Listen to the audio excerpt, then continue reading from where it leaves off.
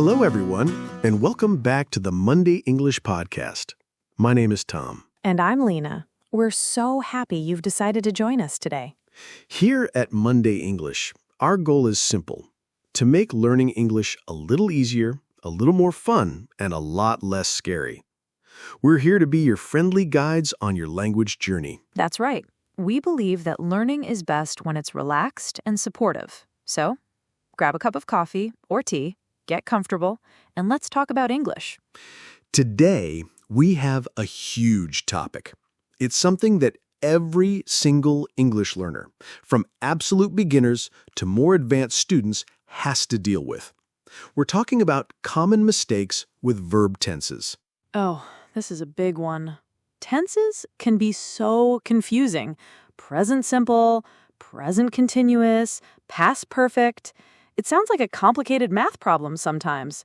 But don't worry, today we're going to break down 5 of the most common tense mistakes we see all the time. Exactly. We'll explain why they happen and how you can fix them. We promise, by the end of this episode, you'll feel much more confident. We're going to give you lots of clear examples and simple explanations. Our goal is to make it all click for you. So, if you're ready to finally understand these tricky tenses, stay with us for the next hour. And hey, if you find this episode helpful, make sure you hit that subscribe button so you don't miss our future episodes. Let's get started. All right, Lena, let's dive into our first common mistake. This is one I hear almost every single day from students. It's the battle between the present simple and the present continuous. The ultimate showdown. I work versus I am working. It seems simple, but the difference is so important, right? Absolutely. So let's set up a typical mistake. A student might say, "What are you doing?" And their friend answers, "I am working in a bank." Right. And while we understand what they mean, it's not quite the natural way to say it if they are talking about their permanent job. The present continuous, that's the one with am, is, or are plus the ing verb, is for actions happening right now, at this very moment, or for temporary situations. Exactly. The key word is now or temporary. So if someone asks me, "What are you doing, Tom?" and I'm on the phone, I would say, "I am talking to Lena for our podcast." The action is happening right now. Perfect example. Or if my friend calls me and asks what I'm up to, I might say, "Oh, I'm just watching a movie." It's happening at the moment of speaking. It will enter soon. So what about the present simple, the I work form? When do we use that? The present simple is for things that are generally true. For habits, routines, or facts. Things that are permanent or happen regularly. Like the sun rises in the east. That's a fact. It's always true. So we say the sun rises. We don't say the sun is rising unless we are looking at it happening at that exact moment. Exactly. So let's go back to that first mistake. I am working in a bank. If working in a bank is your job, your routine, your permanent situation, you should use the present simple. So the correct sentence is, I work in a bank. It tells people about your life in general, not what you are doing at this second. Let's do a little comparison.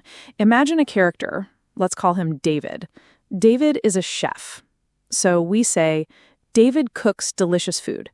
That's present simple. It's his job, his skill. It's generally true. Right.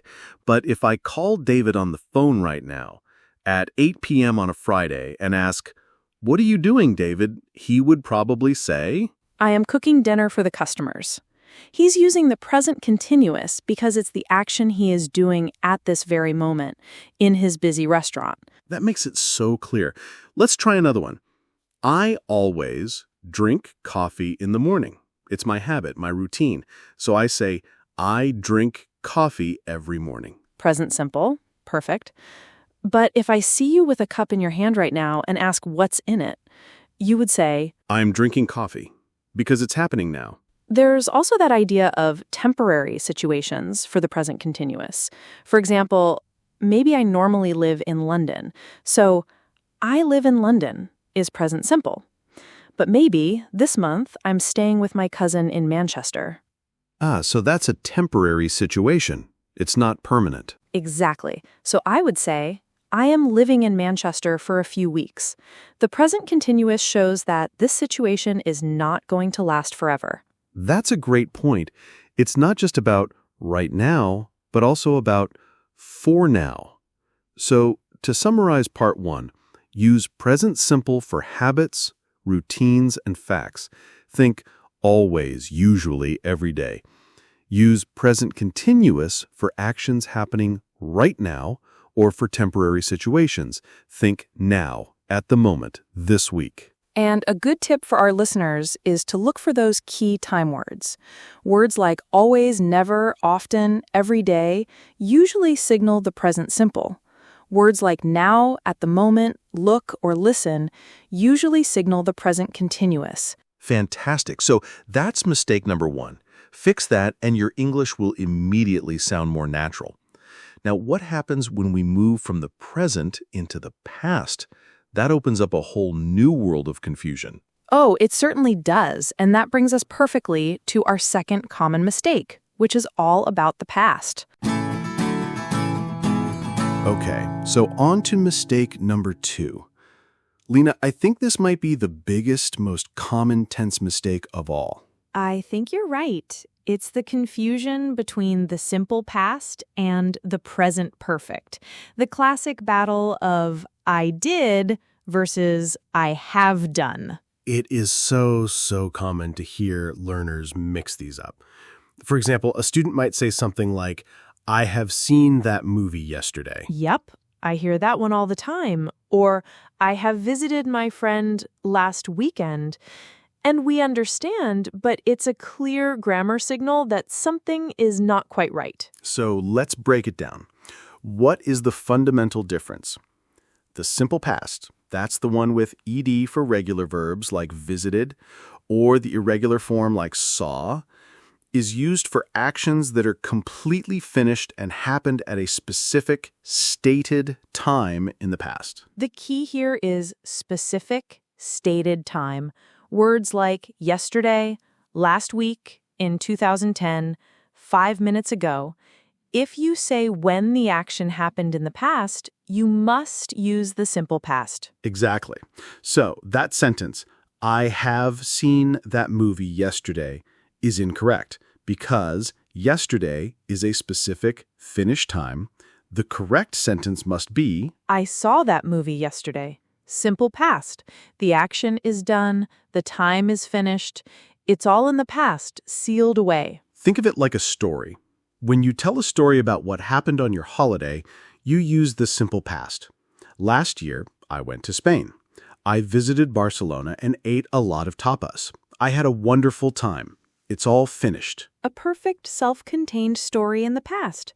So what about the present perfect? The have or has plus the past participle, like have seen or has visited.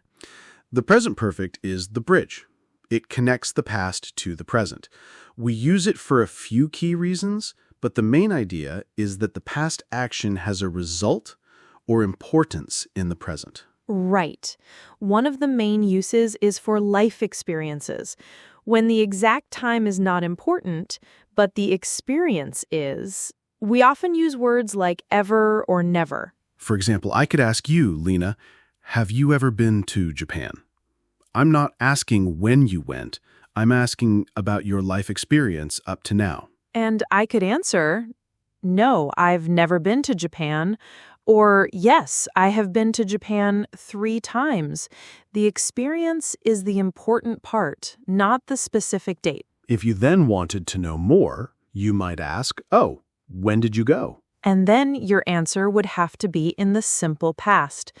You'd say, I went in 2018, because now you're giving a specific time. Exactly. The conversation naturally shifts from present perfect, general experience, to simple past, specific details. It's a very common pattern. Another big use for the present perfect is for recent past actions that have a result in the present. For example, I can't find my keys. So I might say, oh no, I have lost my keys. The action of losing them happened in the past, maybe 5 minutes ago or an hour ago, but the result is right now. You don't have your keys and you can't get into your house. There's a strong connection to the present. It's very different from saying, I lost my keys yesterday, but I found them this morning. In that case, the whole story is finished, so we use the simple past. Great distinction. And finally, we use the present perfect for actions that started in the past and continue to the present, or for actions in an unfinished period of time. We use words like for and since, or today, this week, this year. For example, I have lived in this city for 10 years. This means I started living here 10 years ago, and I still live here now. The action is not finished. Or I haven't eaten breakfast this morning. The morning is not over yet, so it's an unfinished time period. I still have time to eat. But if it's 3 p.m., the morning is finished. So then I would say, I didn't eat breakfast this morning. The time period is over, so it switches to the simple past. That is such a crucial point. The same sentence can change tense depending on the time of day you say it. It all depends if the time period today, this week, is finished or not. So let's do a quick review for our listeners. Simple past is for finished actions at a specific past time. Look for words like yesterday, last week, in 1999. Present perfect is for connecting the past and the present. Use it for life experiences, like ever or never, recent past actions with a result now, and actions in an unfinished time period, like for, since, or today. A good mental check is to ask yourself, am I saying when it happened? If the answer is yes, and that time is finished, use the simple past. If the when is not important, or if the action continues to now, you probably need the present perfect. This one takes practice, but once you get it, it's a game changer. Okay, so from the past, let's travel into the future. It's not as simple as just adding will to everything, is it? Not at all, and that is the perfect setup for our third common mistake. All right, part 3. We've mastered the present, we've navigated the past, and now we're looking ahead to the future. And a very common trap for learners is to think that the word will is the only way to talk about the future. It's the go-to future word, isn't it? I will go to the party. I will meet my friends. It will rain tomorrow. It's simple, and it works sometimes, but using it for everything can sound a bit unnatural or even incorrect. Exactly. English actually has a few different ways to talk about the future, and they each have a slightly different meaning. The 3 main ones we should focus on today are will, be going to, and the present continuous. Let's start with the classic, will. When should we actually use will? Will is perfect for a few specific situations. First, for instant or spontaneous decisions. These are decisions you make at the moment of speaking. Like, if we're in a room and the phone starts ringing, I might stand up and say, I'll get it. I didn't plan to answer the phone, I just decided in that second. I will becomes I'll in speech. Perfect. Or if you're at a restaurant and the waiter asks for your order, you look at the menu and decide right then, I think I'll have the pasta. A spontaneous decision. Will is also used for making offers, promises, or threats. Don't worry, I'll help you with your homework, an offer. I promise I will call you tonight, a promise. The second major use for will is for predictions based on our opinion or belief. We often use it with phrases like I think, I believe, or I'm sure. For example, I think the blue team will win the game.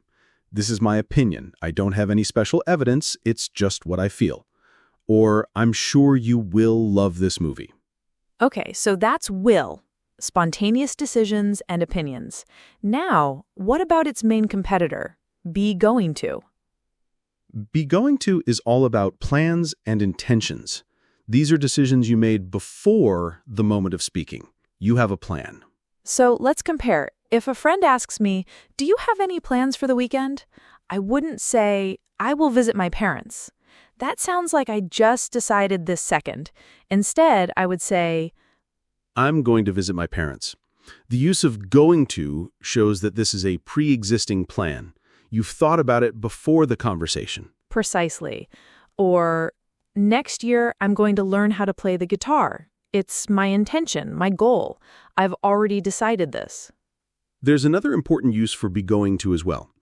It's for predictions based on present evidence, something you can see or hear right now that tells you what's about to happen. This is different from the "I think it will rain" prediction. Let's say we are both outside. We look up at the sky. It's full of dark, heavy clouds. In that situation, I wouldn't just say, I think it will rain. I have evidence.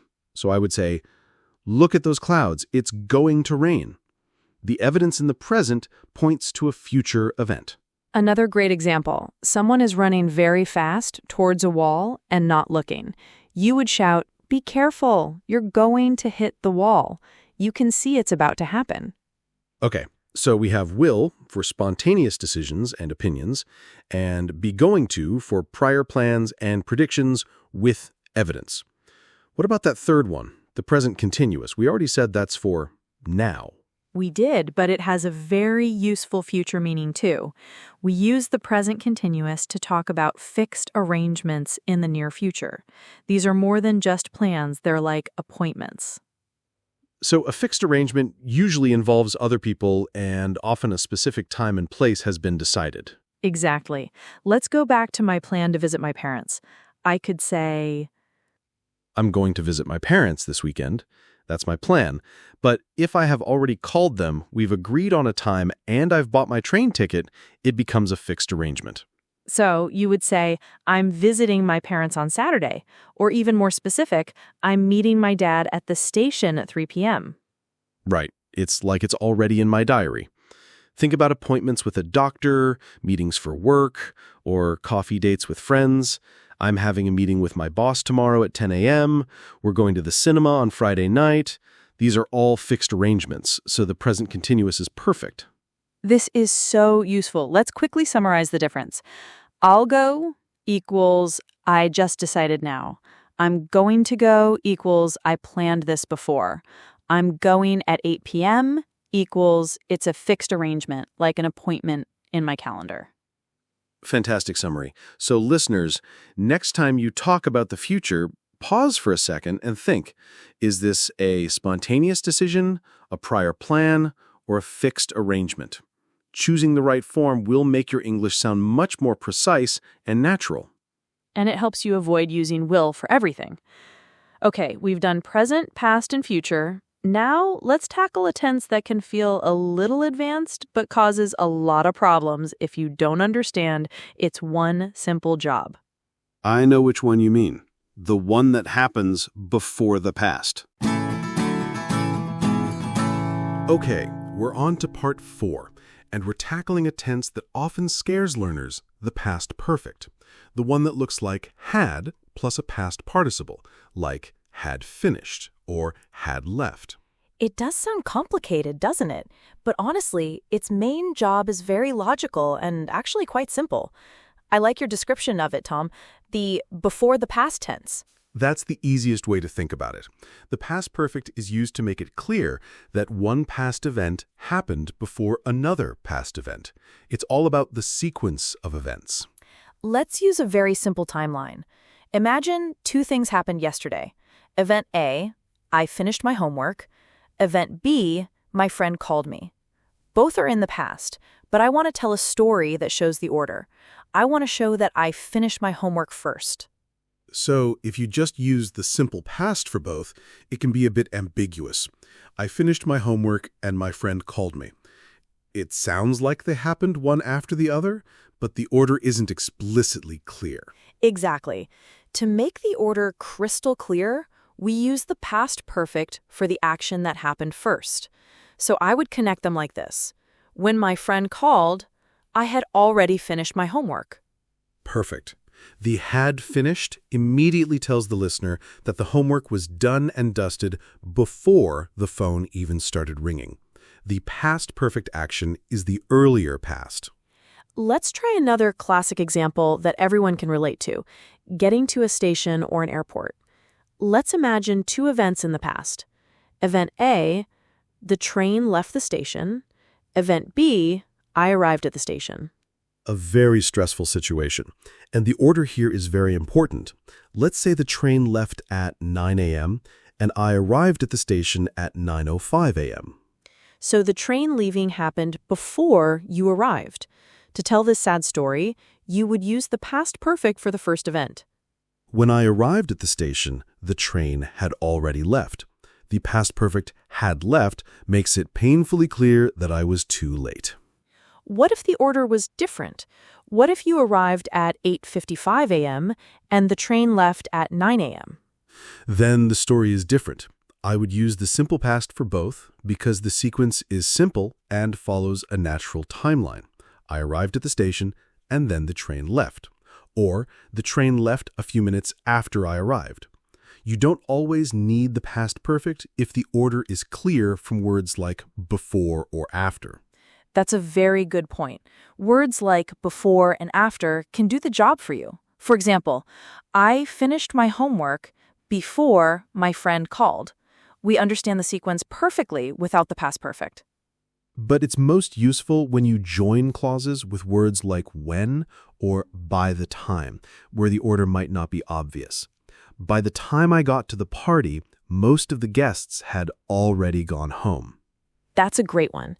Getting to the party is the later past event, simple past. The guests going home was the earlier past event, past perfect. It paints a very clear and slightly sad picture. A common mistake learners make is overusing it. They think that any action that is very far in the past needs the past perfect. For example, I had been born in 1990. Right, but there's no other past action to compare it to. It's just a single finished event in the past. So you just need the simple past. I was born in 1990. So the key rule for our listeners is don't use the past perfect unless you are connecting it to another later past action. Its job is to show the sequence. Think of it as a signpost that says, this thing I'm talking about happened even before that other past thing I just mentioned. Let's do one more clear example. Imagine someone, Sarah, talking about her day yesterday. I was so tired last night. I had worked for 12 hours. This is a great example of using it correctly. I was tired is the situation in the past last night. The reason for her being tired is the action that happened before that, the 12 hours of work. I had worked explains the past situation. Exactly. It's all about providing that backstory to a past event.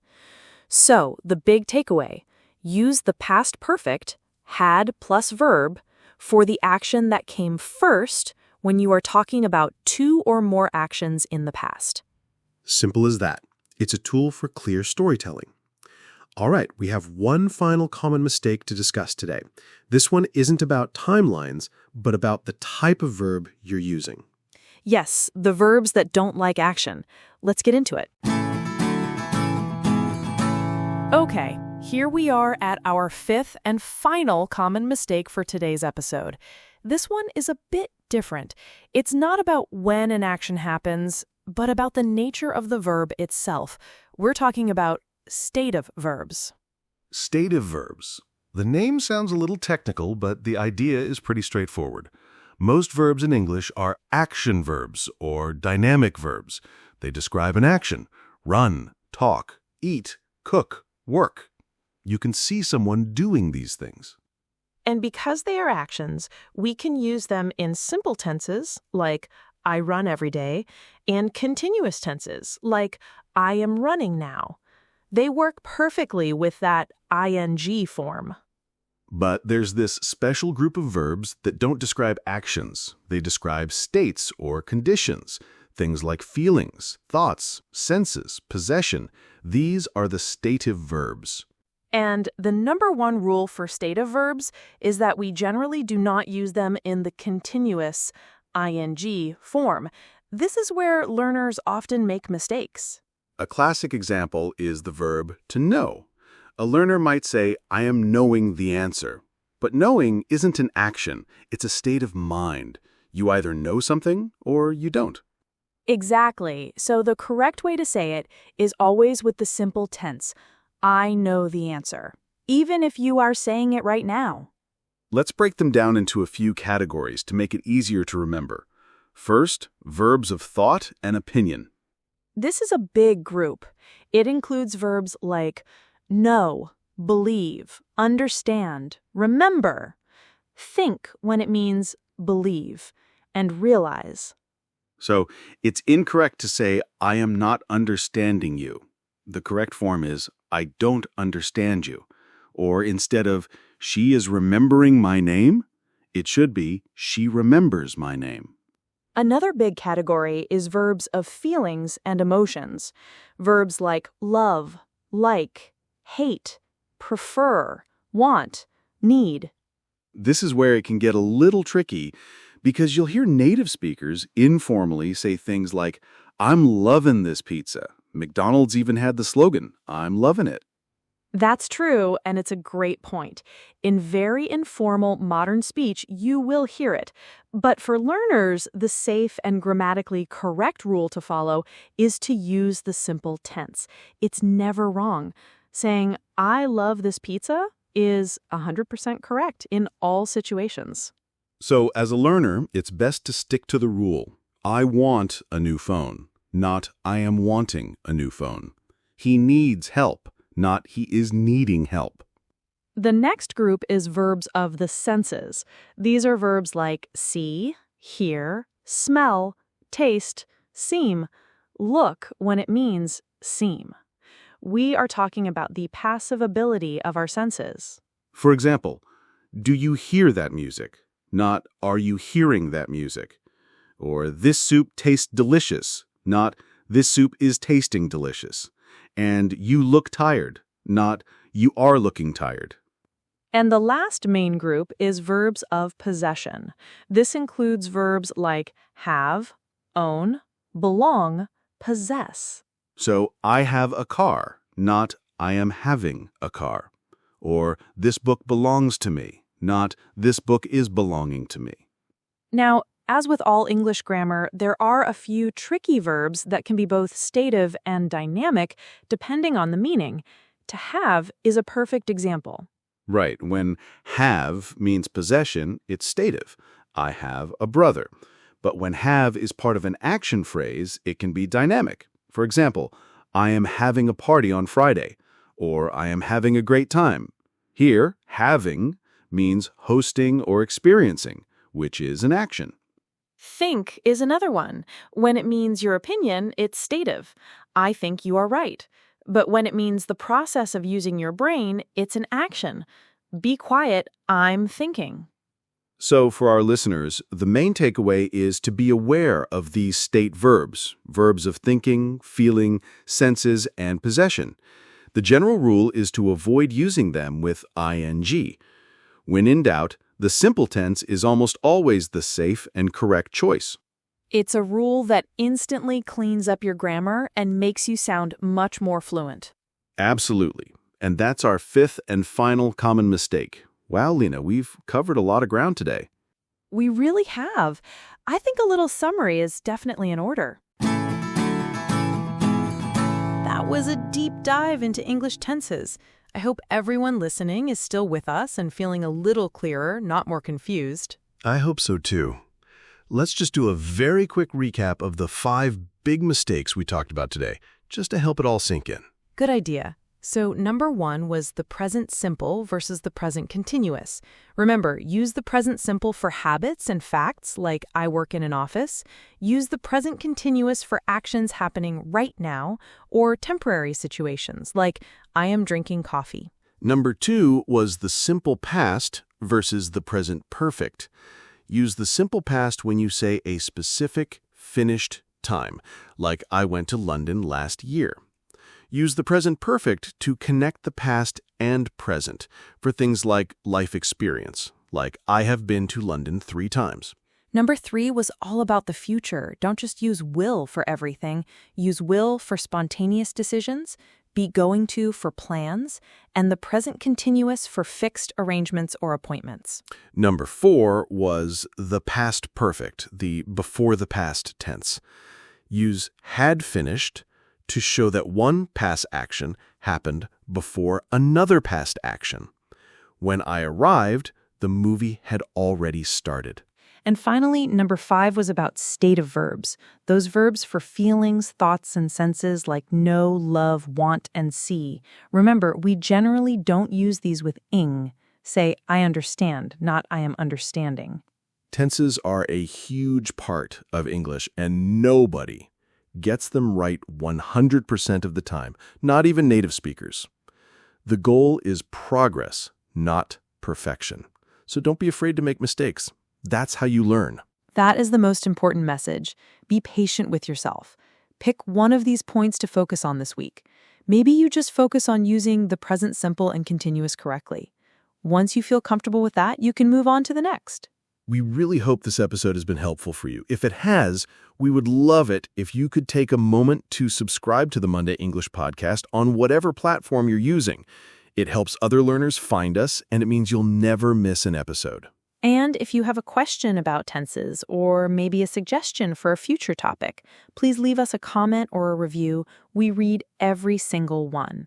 Try writing a sentence using one of the tenses we talked about today. We'd love to see your examples. Thank you so much for spending this time with us. Keep practicing, stay curious, and remember that every step forward is a victory. We'll be back next Monday with a new topic to help you on your English journey. Until then, take care. Goodbye, everyone.